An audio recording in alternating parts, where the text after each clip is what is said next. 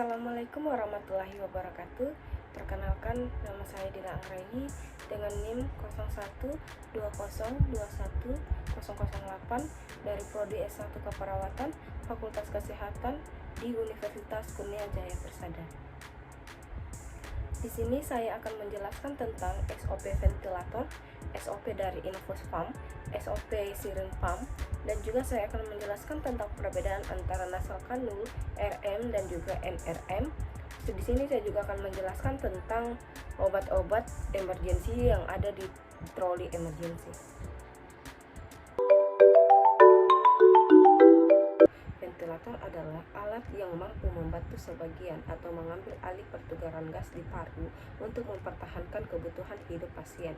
Adapun persiapan-persiapan yang perlu kita lakukan, yang pertama ada alatnya yaitu set ventilator, aqua steril, dan juga oksigen. Yang kedua, pasien diberikan inform konsen, pemberian penjelasan dan juga informasi, pengaturan posisi sesuai dengan kebutuhan.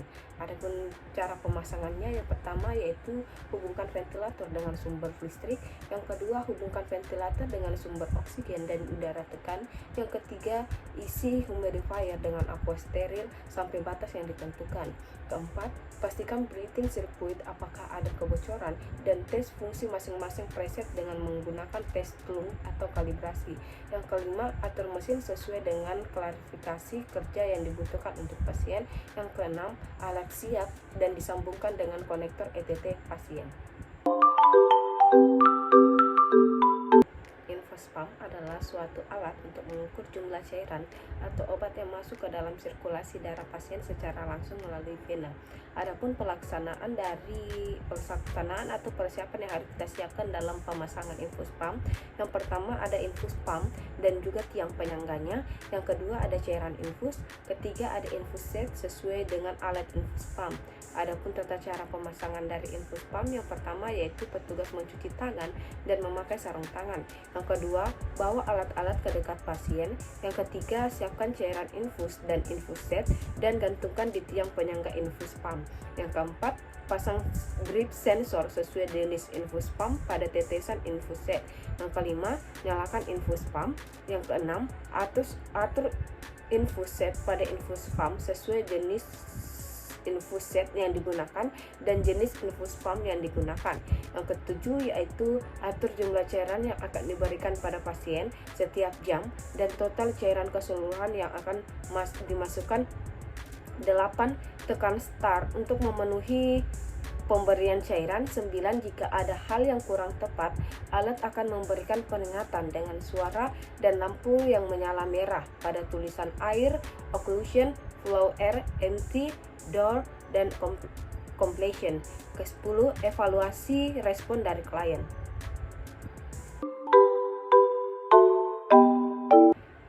Siring pump adalah alat yang digunakan untuk memberikan obat-obatan secara terus-menerus melalui intravena dengan sistem pompa. Persiapan alat yang kita butuhkan dalam pemasangan siring pump, yang pertama adanya siring pump lengkap dengan kabel listriknya.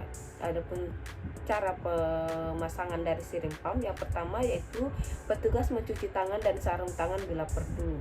Yang kedua yaitu hubungkan alat dengan listrik atau stop kontak. Yang ketiga, tekan tombol on atau power. Yang keempat, set dosis obat atau cairan yang diperlukan. Yang kelima, cek ukuran dan merek spuit yang dipakai. Yang keenam, pasang spuit pada siring pump. Yang ketujuh, tentukan dosis yang dibutuhkan dengan memutar knob yang ada pada posisi samping. Yang kedelapan, jika dosis sudah ditentukan, tekan start untuk menjalankannya. Yang kesembilan, bila alarm berbunyi, matikan tanda alarm, kemudian cek indikasi alarm, posisi siring pump, ataukah obatnya habis, dan juga ataukah ada tidaknya tekanan. Yang ke-10, petugas mencuci tangan.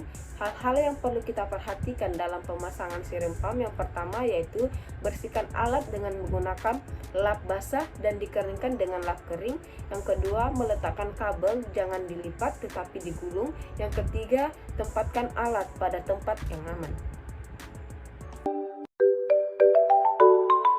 perbedaan antara nasal kanul, RN dan juga NRM.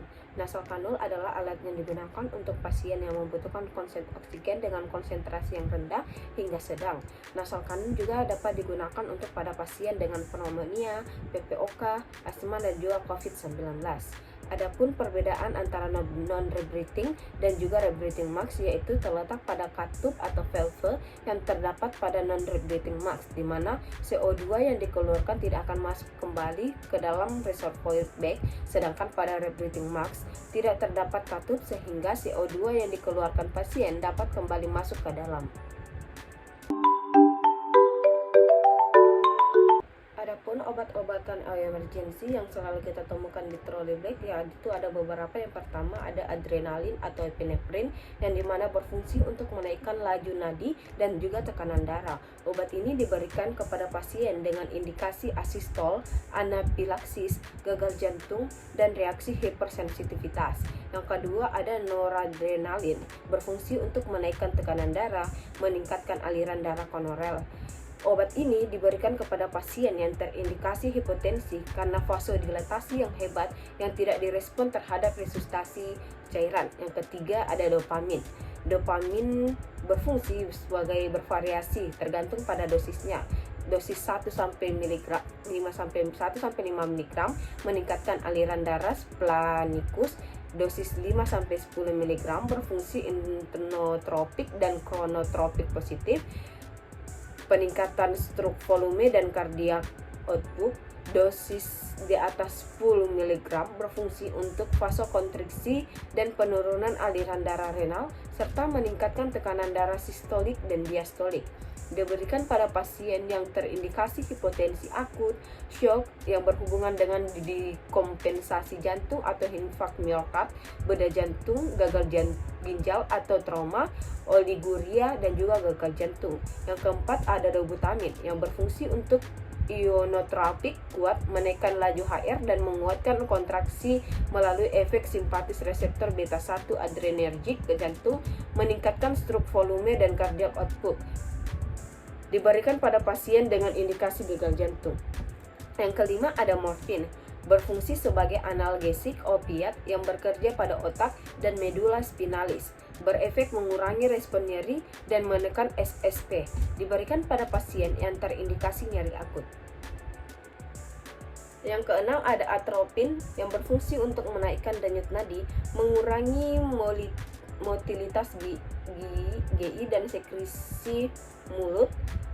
Semua ini karena kerjanya di saraf parasimpatis. Diberikan pada pasien yang terindikasi pencegahan dan pengobatan brakikardi, mengeringkan sekresi, pengobatan keracunan. Yang ketujuh ada epinofilin yang berfungsi untuk rekodilatasi, kronotropik, dan inotropik ringan, diuretik ringan. Diberikan pada pasien yang terindikasi bronkodilatasi karena berbagai sebab termasuk gagal jantung kongestif.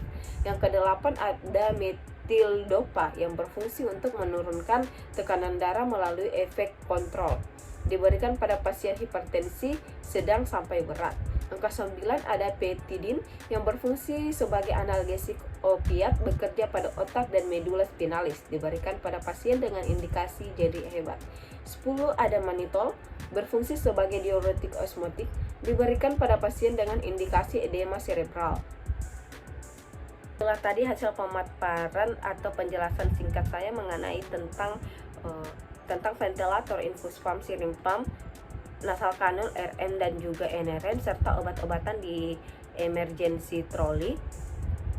Kurang dan lebihnya mohon dimaafkan. Wabillahi taufiq wal hidayah. Wassalamualaikum warahmatullahi wabarakatuh.